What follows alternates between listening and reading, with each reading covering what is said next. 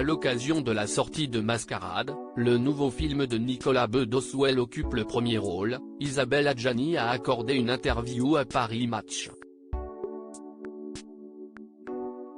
Isabelle Adjani, il n'y a plus personne pour empoisonner le quotidien. Plus de 10 ans après la fin de sa dernière relation amoureuse connue, Isabelle Adjani savoure sa solitude sans en apprécier tous ses aspects. « Je suis une solitaire qui n'aime pas se sentir seule », a-t-elle déclaré.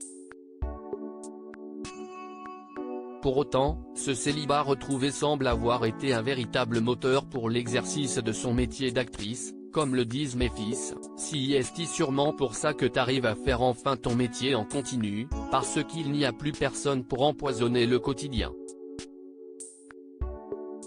A-t-elle rapporté dans les colonnes du magazine.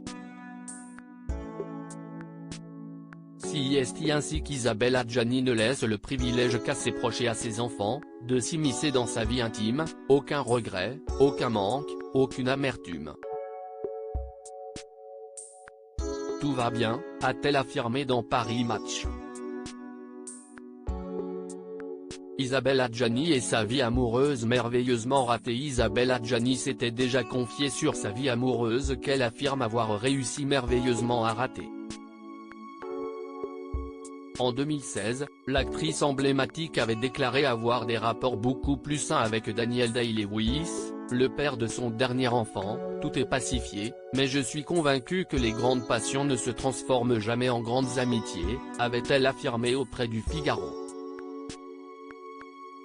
Lors d'une précédente interview accordée à Paris Match en 2020, Isabelle Adjani avait aussi évoqué l'aspect nocif de certaines relations. « Parfois un homme s'invite parce qu'il rentre dans votre schéma bancal de trauma, dans une carence affective qui vous a dépersonnalisé », avait-elle déclaré.